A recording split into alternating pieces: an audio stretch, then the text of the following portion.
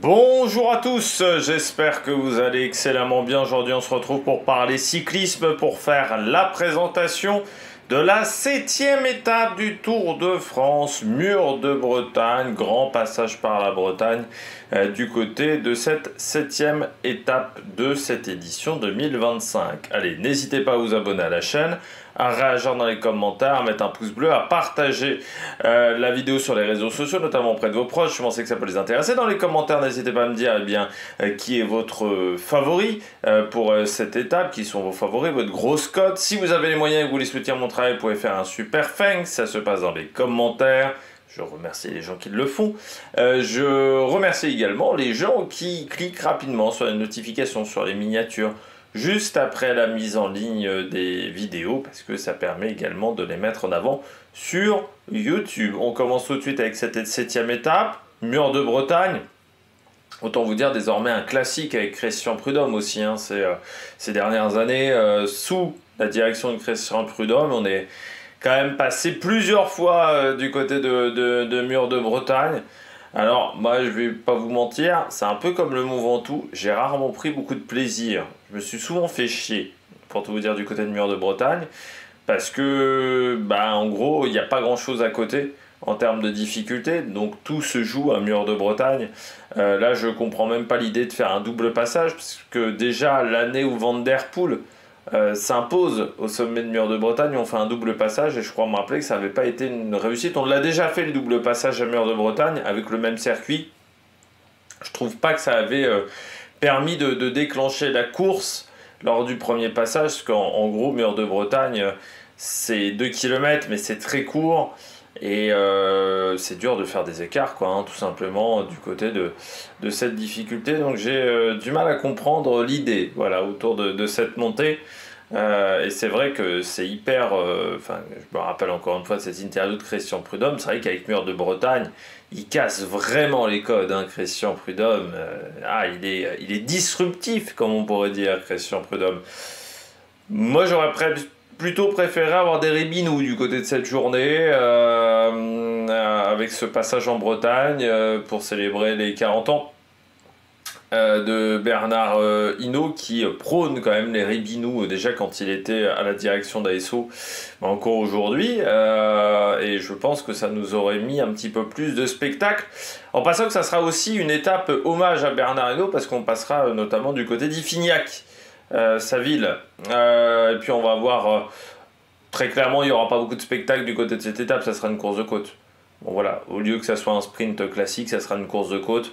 Le premier passage, on va écrémer notamment les équipiers, et puis ensuite on se retrouvera entre leaders au pied de la dernière montée, où le placement sera prépondérant. Il y aura, je pense, une grosse bagarre de train entre la UAE et la Visma pour placer leur leader, ce qui fait que ça peut peut-être créer un petit peu de danger quand même, parce qu'avec des coureurs, certains grimpeurs sont pas habitués à affronter plus que ça, donc ça peut peut-être mettre certains coureurs en difficulté. Donc c'est pas, je trouve pas que ça soit l'étape de l'année. Voilà, Mur de Bretagne. On va peut-être me faire insulter dans les commentaires, mais moi Mur de Bretagne, ça m'a jamais vraiment passionné. Dénivelé positif de cette journée, 2315 mètres, 9e étape dans ce classement. Classement de la montagne, 5 points à récupérer, et puis on aura 50 points du côté du classement du maillot vert, 20 au sprint intermédiaire, 30 à l'arrivée du côté de cette journée. On regarde tout de suite le parcours. Parcours de cette étape, alors là c'est le final, mais le parcours plus en globalité, donc entre Saint-Malo et Mur de Bretagne, Guerre-les-Dents, début de journée le long de la mer, et puis ensuite ça va, on va un petit peu rentrer dans les terres derrière, pour rejoindre Mur de Bretagne, donc avec 2 passages par la fameuse montée de Mur de Bretagne en fin de journée. C'est vrai qu'on va pas attirer énormément les baroudeurs, encore une fois sur cette étape, avec pas mal de... avec les carottes qui sont fixées en fin de journée, majoritairement dans les 20 derniers kilomètres, à part le sprint intermédiaire qui est à 60 km de l'arrivée. C'est sûr que ça va pas aider pour avoir beaucoup de monde en échappée, surtout que les conditions climatiques vont peut-être pas aider non plus. On va passer par Dinan, par Planquette, Également Iffignac, comme on en parlait donc chez Bernard Hinault, Saint-Brieuc, et puis sprint intermédiaire à Plédran, au haut d'une petite bosse d'1,7 km à 3,7% de moyenne. On continuera à grimper, ça sera un peu de la tôle ondulée à partir de Saint-Brieuc pour arriver du côté de la côte du village de Mur de Bretagne, 1,6 km à 3,9 de moyenne. Alors parfois, cette côte-là n'a pas été au classement de la montagne, là on a décidé de l'intégrer. Et puis ensuite le double passage du côté de Mur de Bretagne, double passage du côté de cette arrivée, de cette ligne d'arrivée. Il y aura également une petite bosse avant la descente à Saint-Madieu, avant de redescendre très rapidement sur Mur de Bretagne. Ça descend quasiment au pied de la dernière difficulté du jour. On regarde un petit peu le profil de Mur de Bretagne. Vous voyez, ça dure surtout pendant 800 mètres, où c'est là où on va avoir les gros pourcentages pendant 800 mètres, 1 km. Ensuite, au sommet, c'est quasiment plat. Donc là, il faut réussir à remettre du braquet. C'est là où était sorti en gros Vuillermoz. C'était quasiment au sommet de la portion difficile où il avait réussi à ressortir parce que tout le monde se regardait. Donc le remettre du braquet, ça peut être difficile. Dans cette montée, il faut du punch, voilà, pour être performant sur cette étape. On regarde un petit peu le final. La descente est rapide, pas forcément sur des routes très larges, mais elle n'est pas très technique, hein, donc on va atteindre des grosses vitesses. Il faut faire attention surtout dans cette portion-là, où ça va être la guerre, voilà, entre 4 km et 2 km, puisque déjà là ça sera la guerre pour se placer avant le virage, mais là aussi avant le pied, ça risque d'être la guerre, parce qu'on sait qu'il faut éviter les problèmes mécaniques qui peuvent vous mettre complètement hors course. Voilà. Et puis après derrière, on enchaîne avec cette montée du côté de Mur de Bretagne. Alors il faut savoir que lors du premier passage, comme on passera par la côte de Mur de Bretagne, et bien ensuite là ça descend très vite. Donc on arrive avec pas mal d'élan sur les portions compliquées de Mur de Bretagne. Lors du deuxième passage, on aura ce virage là à angle droit à 2 km de l'arrivée qui va complètement casser la vitesse des coureurs. Donc ça sera plus difficile lors du deuxième passage que lors du premier passage. Et puis la carte de cette étape, donc comme vous le voyez, première partie de journée très côtière, hein, entre Saint-Malo et Saint-Brieuc.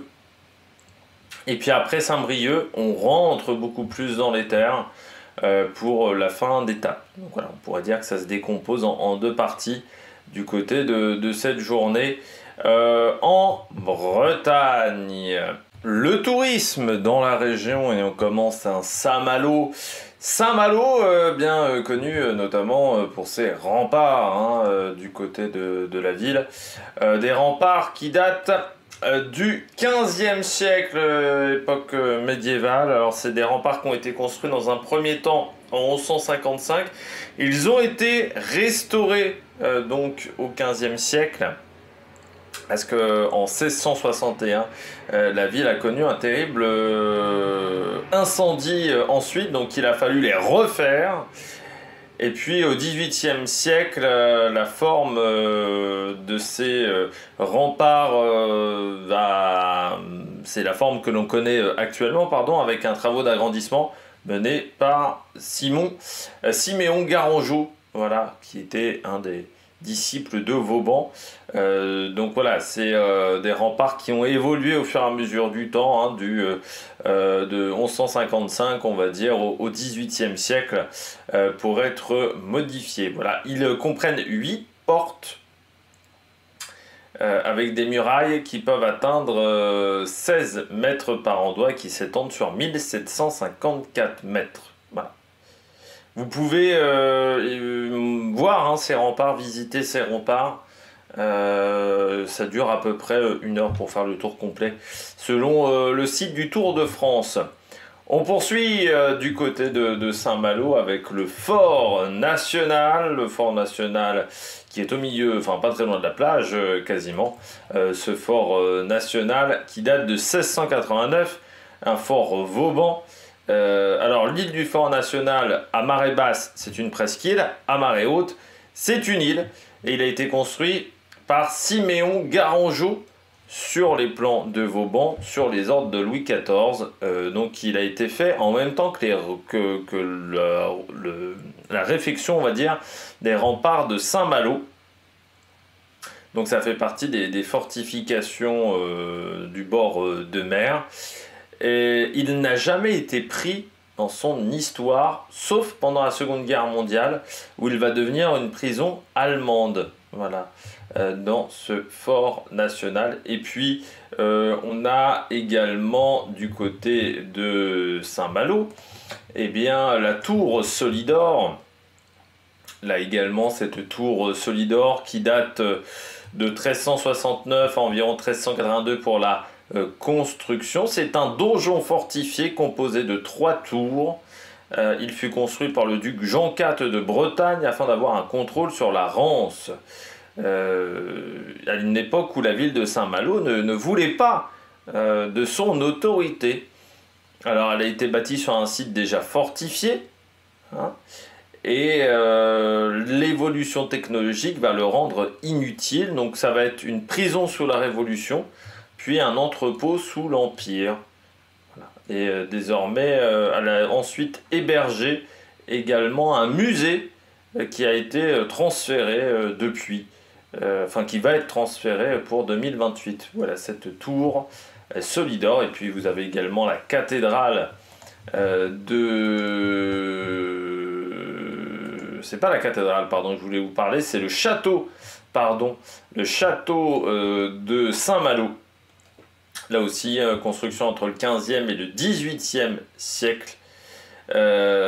Donc cette construction réalisée par Jean V qui va faire édifier le grand donjon parce que à ce moment-là la ville de Saint-Malo a été perdue par la Bretagne au profit du roi de France, mais bon, on a encore du mal à avoir beaucoup d'autorité. Donc l'idée de cette structure, c'est d'observer ce que font les Malouins.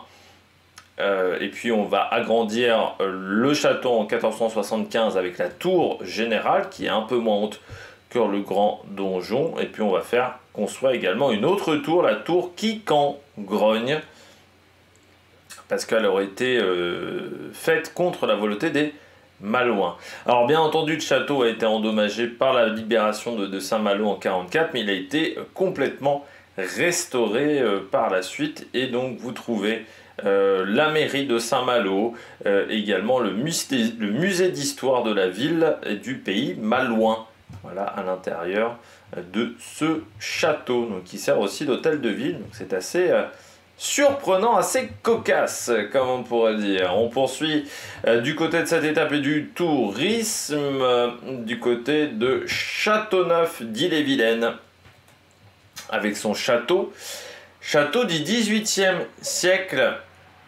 Voilà, même si on sait qu'il y avait un château présent à cet endroit-là auparavant, mais il a été détruit à de nombreuses reprises et modifié. Le château et le parc du château sont ouverts au public depuis 1890. Les jardins s'étendent sur plus d'1 kilomètre jusqu'à la Rance. C'était les plus importants de Haute-Bretagne au XVIIIe siècle. Donc n'hésitez pas à aller voir le parc. Et on a fait des écuries avec les pierres du donjon. On a recyclé les pierres du donjon et du Châtelet. Quand ces bâtiments-là ont été détruits, eh bien, on a créé avec ces pierres des écuries. Voilà, donc ça c'est assez marrant. On faisait déjà du recyclage à l'époque du côté des châteaux. On poursuit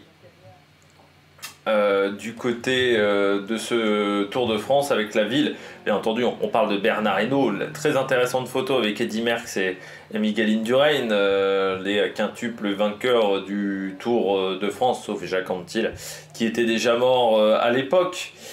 Calorgen, c'est la ville, le village, où on peut presque parler de ville, quand même 7000 habitants, où réside Bernard Hinault, qui a exploité une ferme dans la commune après sa retraite sportive. Et puis le Tour de France y est passé à de nombreuses reprises, 2000, 2004, 2008, 2013. Et la femme de Bernard Hinault a été maire de la commune également pendant 6 ans, voilà, entre 2008 et 2014, pendant un mandat. Donc bien entendu Bernard Hinault, dernier coureur français à avoir remporté le Tour de France, qu'il a remporté à 5 reprises entre 78 et 85, mais il a fait ensuite partie des équipes d'ASO pendant une trentaine d'années. Il a pris sa retraite il y a 3-4 ans du côté d'ASO, parce que pendant très longtemps c'était lui qui remettait le maillot, les différents maillots aux coureurs sur le plateau, sur le podium à l'arrivée, et ça a été un coureur, c'est un coureur de caractère, voilà, Bernard Hinault, caractère en tant que coureur, mais même après, notamment cette fameuse sortie chaque année sur les Français qui n'arriveront jamais à gagner le Tour de France aujourd'hui, ce qui fait que c'est vrai qu'aujourd'hui, Bernard Hinault, on a, je pense, une moins bonne image qu'à l'époque où il a arrêté sa carrière, parce que c'est vrai que ce côté-là, on le ressort du formol chaque année, commence un petit peu, je pense, à énerver ou à saouler certaines personnes. Et aujourd'hui, je suis pas sûr que ça soit le quintuple vainqueur le plus apprécié en France. Tu vois, par exemple, Indurain est beaucoup plus discret. Eddy Merckx est peut-être plus apprécié maintenant en France par certaines personnes que Bernard Hinault sur ce côté-là. On passe à Dinan. Du côté de Dinan, et ben là aussi, très belle ville Dinan, avec le château de Dinan construit entre 1384 et 1393, qui a remplacé déjà un premier château qui existait à cet endroit-là. C'est Jean IV, le conquérant duc de Bretagne, qui a décidé de faire une tour dans cette ville. Et puis, on va la transformer en tour de résidence pour le gouverneur de la ville, puis en prison militaire. Et puis les marins anglais prisonniers y logent par centaines pendant tout le XVIIIe siècle. Ça va être une prison plus classique au XIXe siècle. Et il va être racheté par la ville de Dinan qui va installer son musée en 1908.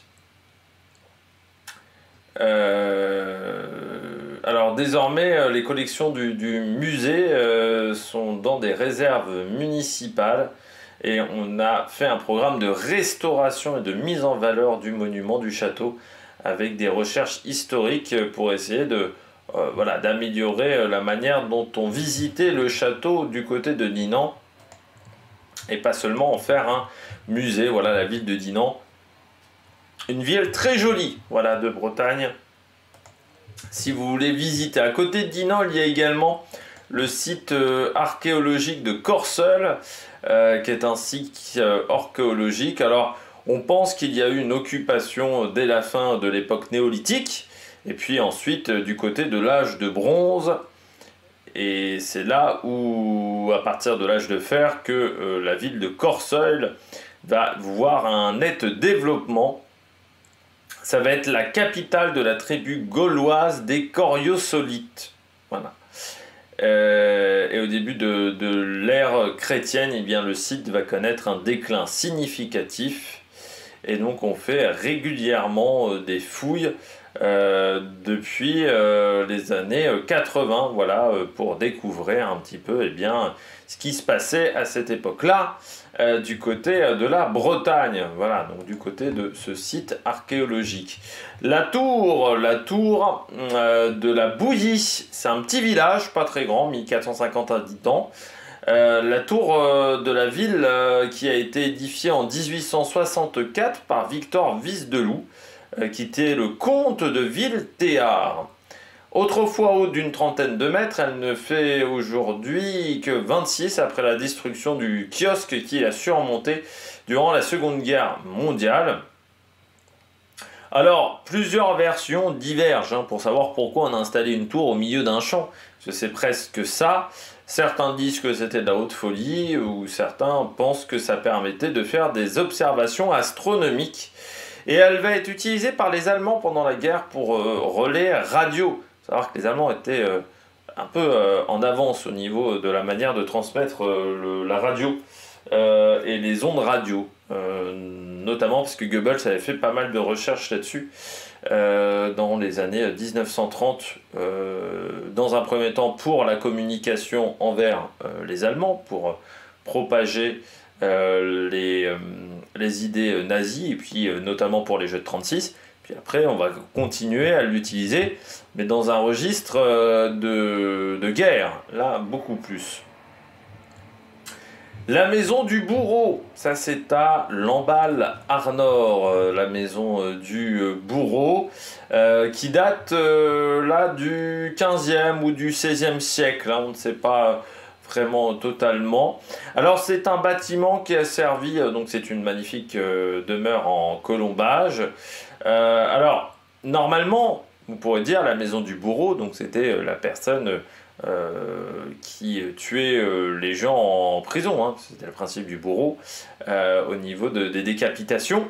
Mais en fait, pas du tout, parce que c'était pas le nom au départ de la demeure, qui s'appelait la maison des Bourseaux, qui étaient les premiers occupants de la maison. Mais pour des raisons promotionnelles, le nom a été changé en maison du bourreau. Mais normalement, ça ne s'appelait pas la maison du bourreau. La façade est classée en 1909 et tout le bâtiment a été classé en 1964 et ça a servi d'entrepôt, ça a servi également de musée à une époque, cette bâtisse. On poursuit du côté de la suite de nos pérégrinations bretonnes, avec la ville de Saint-Brieuc. Voilà, cette ville de Saint-Brieuc, marquée notamment par eh bien, cette cathédrale Saint-Étienne. Alors, elle a un buffet d'or qui est l'un des plus beaux des Côtes d'Armor en bois des Côtes d'Armor, qui est un magnifique chef-d'œuvre créé en 1755 par Yves Corlet. Et puis c'est l'une des 9 cathédrales historiques de Bretagne. Donc vous avez à l'intérieur les reliques de Saint-Brieuc qui datent du 6e siècle. Et puis à Saint-Brieuc, il y a également une réserve naturelle qui s'étend sur 1140 hectares, cette réserve naturelle. Où vous avez, c'est la plus grande réserve naturelle de Bretagne, la 5e baie du monde pour l'amplitude de ses marais, et c'est bien entendu un lieu de migration. Notamment, on retrouve des oies de Sibérie, des puffins des Baléares ou encore des alouettes des champs. Voilà, à l'intérieur de cette réserve naturelle qui existe depuis le 28 avril 1998. Et puis, on a encore une dernière pérégrination pendant le parcours de cette étape, c'est du côté de Plédran. Plédran, eh bien, c'est le poumon vert de l'agglomération de Saint-Brieuc, et c'est une ville qui a été peuplée dès le néolithique. Elle va connaître une occupation gallo-romaine avant de se développer au cours du Moyen-Âge.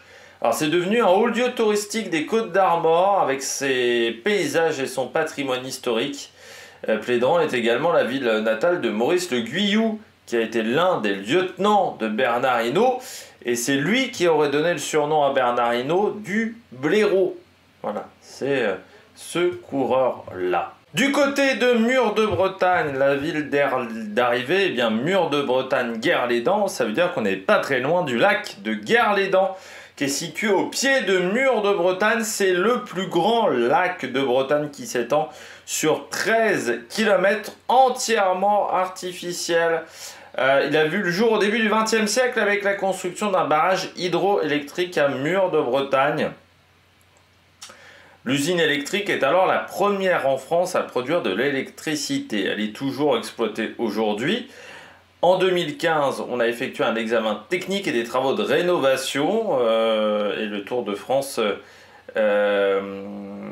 alors, il y avait eu un assèchement du lac, ce qui fait que des spectateurs avaient pu bénéficier de visites alors organisées au fond du lac. Et désormais, il est de nouveau rempli. Voilà. Vous avez également en juillet 2025 une passerelle himalayenne de 275 mètres qui est en fait la plus longue de France, qui permet de franchir le lac à une douzaine de mètres au-dessus de l'eau. Autant vous dire qu'il ne faut pas avoir vraiment le vertige. Du côté de Mur de Bretagne, nous avons également la chapelle Sainte-Suzanne. Cette chapelle, Sainte Suzanne, que je vais retrouver parce que je l'avais perdue, voilà, qui date de 1496. On a à l'intérieur notamment de magnifiques lambris peints et autres peintures du XVIIIe siècle.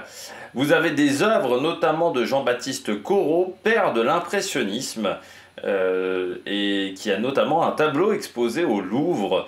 Et elle a été sélectionnée par le Loto du patrimoine organisé par Stéphane Bern en 2018. C'est un monument historique depuis 1952.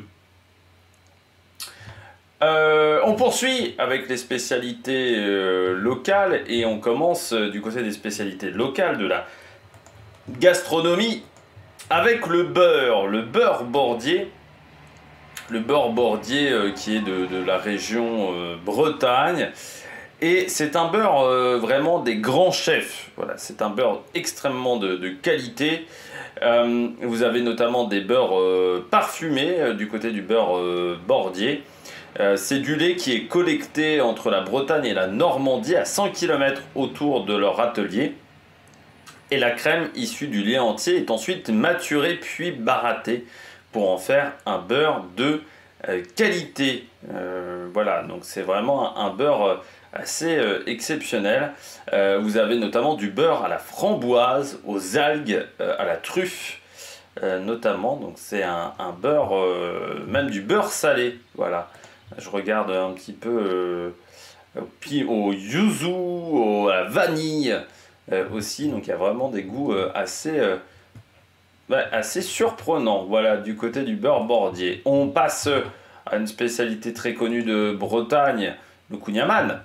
Le kouign-amann, là aussi il faut du beurre de qualité pour faire un bon kouign-amann. Alors qui est une pâtisserie boulangère.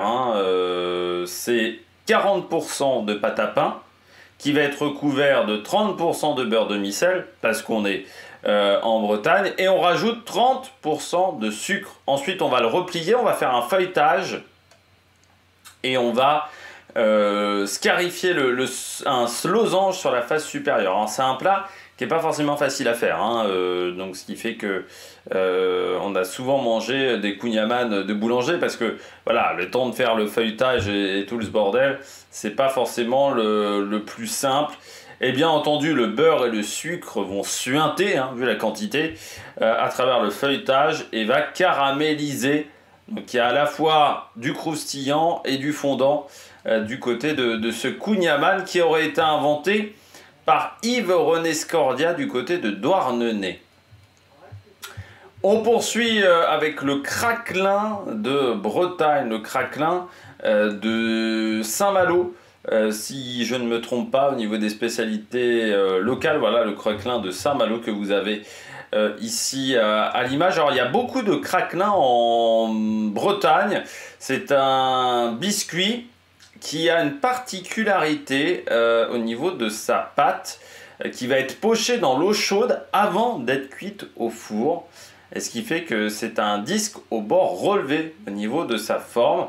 Et depuis 2 juin 2024, il fait partie de l'inventaire du patrimoine culturel immatériel en France. Et donc c'est différent du craquelin belge qui est une pâte briochée au sucre. Voilà, donc là ça n'a rien à voir. Donc, et ce qui fait que comme on le cuit dans l'eau bouillante, ça fait éclater les grains d'amidon contenus dans le gluten. Donc c'est un gâteau qui est extrêmement digeste parce qu'en fait il contient assez peu de gluten, ce gâteau.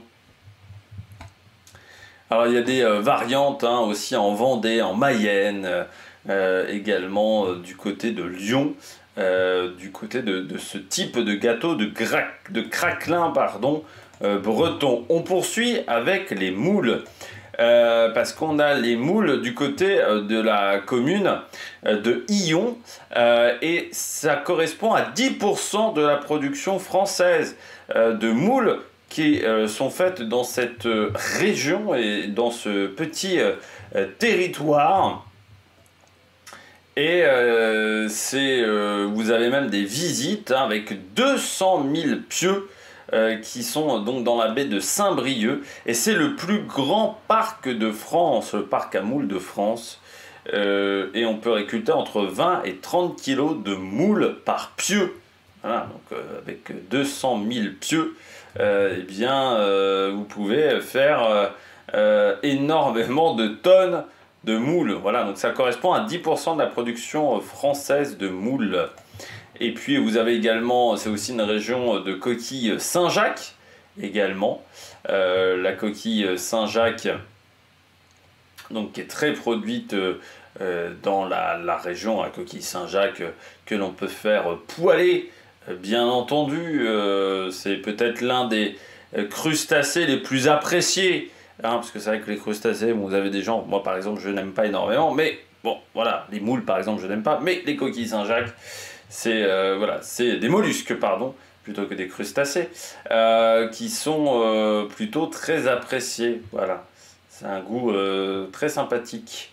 Et puis également dans les autres spécialités, bah, on est en Bretagne. Alors du côté de Rennes, il y a la galette saucisse, mais vous avez également la galette bretonne. Voilà, là c'est une complète avec la galette de sarrasin, bien entendu. Les galettes, ça c'est la spécialité locale. Le cidre également breton. Et puis vous avez la galette de Pontivy. Alors la galette de Pontivy c'est pas très loin hein, de Mur de Bretagne. Et cette galette, en fait, elle est à base de purée de pommes de terre. On va remplacer, on va dire, une partie de la recette par de la pomme de terre. Et une fois cuite, donc cette galette de pommes de terre, on va l'agrémenter de saucisses, de lard, d'andouille. Donc ce qui fait que ça donne quand même quelque chose de très généreux. Voilà. Donc ce qui fait qu'on mélange en fait à la pâte à galette classique de la purée de pommes de terre, donc c'est un peu moins digeste, voilà, c'est un petit peu plus lourd que la galette traditionnelle du côté de la Bretagne. On passe désormais à la partie histoire du côté de ce Tour de France et on va passer au Tour de France 1947. Pour avoir les informations sur cette étape numéro 19, hein, je me suis servi du site La Grande Boucle et Mémoire du cyclisme, parce que bien entendu, je n'avais pas de résumé vidéo de l'étape du jour. Alors, c'est le premier passage, selon mes recherches, du Tour de France à Mur de Bretagne. Au moins, c'est le premier passage de l'après-guerre, vu que le Tour 47 était le premier Tour de France après la guerre. Alors à l'époque, c'était un long contre-la-montre de 139 km. C'est le plus long de l'histoire, toujours aujourd'hui. Et lors de la présentation du parcours, ce chrono avait fait débat. Hein. Certains considéraient que c'était trop long. Et les non-spécialistes seraient défavorisés, notamment les Français. Et au départ de l'étape, c'est un Français qui est maillot jaune. René Vietto, un grimpeur, qui a 1 minute 50 d'avance sur son adversaire, Pierre Brandbiya. Mais le suspense ne va pas durer très longtemps car dès le passage au sommet de la bosse du Mur de Bretagne, à ce moment-là on est au premier tiers du parcours, le Français a déjà 1 minute 50 de retard sur l'Italien. Le public pourtant n'est pas forcément déçu ce jour-là car le local de l'étape, Jean Robic, pourtant à plus de 8 minutes au départ, a déjà repris 2,25 sur le coureur italien Brandbiya.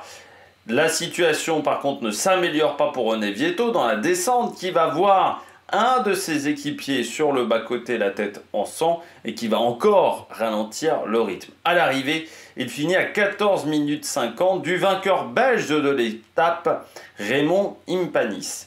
Et puis, il se trouve désormais à plus de 5 minutes au général. Autant vous dire qu'à quelques jours de l'arrivée, ça risque d'être compliqué d'aller chercher les Italiens, et notamment Pierre Brandbiya, mais il y aura un combat entre les deux Italiens. Pierre Brandbiya n'a que 53 secondes d'avance sur Ranconi. Et le problème, c'est que ce Pierre Brandbiya n'est pas forcément en odeur de santé dans la sélection italienne. Il va même devenir français en 1949. Et à ce moment-là, Jean Robic est troisième à 2 minutes 53. Et comme on l'avait dit sur l'étape de Rouen, il va attendre le dernier jour pour renverser le classement général et pour s'imposer sans avoir gagné une seule étape de l'édition. Du côté de Jean Robic, ce qui est également une particularité de cette victoire en 1947 du coureur français. Le cycliste du jour, eh bien aujourd'hui c'est une cycliste, c'est Edwige Pitel. Edwige Pitel, grande concurrente française dans les années 2010, parce qu'elle a arrêté sa carrière, je crois, en 2020. Edwige Pitel, voilà, elle a même participé au championnat de France encore en 2021.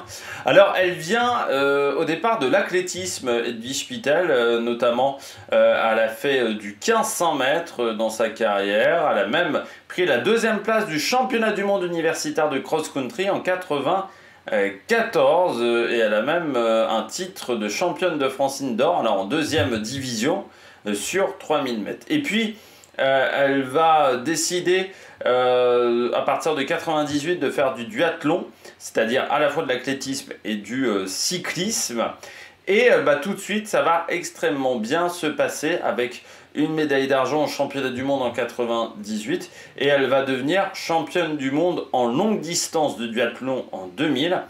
Et en 2003, elle va dominer le duathlon en remportant le titre européen en courte distance, le titre mondial, et elle va dominer la discipline en 2003. Et ce qui fait qu'à partir de 2003, elle s'intéresse également au cyclisme sur route et elle va vraiment s'y consacrer à partir de 2004, qui va lui permettre même de participer aux Jeux Olympiques. Du côté Jeux Olympiques, pardon, mais pas en 2000, si en 2004, pardon, elle va déjà participer aux Jeux Olympiques à Athènes, et puis elle va faire également les Jeux Olympiques en 2008, voilà, du côté d'Edwige Pitel, qui pendant toute sa carrière a été ingénieure informatique. Elle est même toujours ingénieure informatique. Alors, elle a été championne de France du contre-la-montre, championne de France sur route en 2007 et également en 2016. Ça avait été un peu la surprise parce que on l'a pensé un petit peu en fin de carrière, mais en 2016, c'est l'époque où Pauline Ferrand-Prévot se retire et où le cyclisme français est un peu en transition entre la génération Pauline Ferrand-Prévot et la génération André Cordorago-Odbianic, qui ne s'impose pas encore au niveau national. Et puis, il y aura pas mal de résultats en duathlon. Championne de France du scratch également en 2018 du côté d'Edwige Pitel, voilà, donc, qui a participé également aux Jeux Olympiques. Voilà, Edwige Pitel, au même moment que sur la fin de carrière, on va dire un petit peu, de Gianni Longo. Et puis, on a également Benoît Salmon, qui vient de la région. Benoît Salmon, notamment coureur entre 1994 et 2008, qui notamment avait remporté la Flèche Ardennaise en 1996. Pas mal de résultats, notamment quand il était chez AG2R. Puis ça a été un petit peu plus compliqué chez Phonak ou chez Agré-Tubel en fin de carrière, où il va plutôt se transformer en baroudeur et en équipier. La météo sur cette étape, grand soleil entre 26 et 30 degrés avec un vent nord-nord-est estimé entre 15 et 40 km/h. Faire attention le long de la mer, le vent sera de côté. Donc il faudra faire attention avant Saint-Brieuc de ne pas se faire avoir par un coup de bordure. Par contre, dommage, le vent sera défavorable dans Mur de Bretagne. Donc ça va vraiment annihiler les tentatives d'attaque lors du premier passage, même si ça veut dire que sur le chemin retour vers Mur de Bretagne, donc dans la descente du parcours, il sera plutôt vent de dos. Du côté de la stratégie, il faut quand même se méfier du vent de côté, mais je pense que ça sera un peu trop loin de l'arrivée pour essayer de véritablement tenter des bordures. Je ne pense pas que des équipes tentent des bordures. Après, c'est mon avis, il y aura peut-être des surprises de ce côté-là. Le premier passage va juste éliminer les équipiers et ensuite c'est vraiment le dernier passage qui va faire la différence. Du côté de Mur de Bretagne, je pense qu'on aura une échappée, 3-4 concurrents. Mais comme tous les sprints et les classements de la montagne sont proches de l'arrivée, ça ne va pas vraiment attirer beaucoup de coureurs qui commenceront peut-être à réfléchir déjà à l'étape du 14 juillet pour partir en échappée. Du côté de mes favoris, j'ai envie de dire, on prend un petit peu les mêmes et on recommence, hein, les mêmes que Boulogne, les mêmes surtout que du côté de l'étape de Rouen. Pardon, alors j'ai mis Pogacar avec cette arrivée en bas, j'ai mis Oscar Hondy. Là aussi, encore une fois, le Britannique. Et puis Romain Grégoire. J'ai pas mis Van Der Poel. J'ai hésité entre Grégoire et Van Der Poel. Je me suis dit, tiens, voilà, j'ai pas envie de mettre Van Der Poel. Je mets Romain Grégoire, mais on peut miser hein, sur Van Der Poel. Et en grosse cote, Dylan Tuns, s'il retrouve les jambes qu'il avait à l'époque de chez Bahreïn, ça peut être un coureur dangereux. Programme télé, départ fictif à midi 10. Un départ fictif qui durera un quart d'heure du côté de Pile Verte à 162 km de l'arrivée entre 13h10 et 13h14. Corseul à 129 km de l'arrivée entre 13h53 et 14h01. Port-Pili à 91 km de l'arrivée entre 14h43 et 14h56. Plédran, le sprint intermédiaire entre 15h27 et 15h44 pour une arrivée prévue entre 16h39 et 17h04. Eh bien, nous, on se retrouvera. Alors, faites attention, l'arrivée sera assez tôt, hein, 16h39, 17h04. L'arrivée est tôt, je pense, pour des questions peut-être de transfert. Parce que c'est vrai que l'arrivée sera beaucoup plus tôt que d'habitude du côté de cette étape. Eh bien, nous, on se retrouve donc ce soir pour faire le débrief de cette journée. D'ici là, n'hésitez pas à vous abonner à la chaîne, à réagir dans les commentaires, à mettre un pouce bleu. Puis nous, on se retrouve pour de nouvelles aventures sur Amérique Production. Ciao, ciao!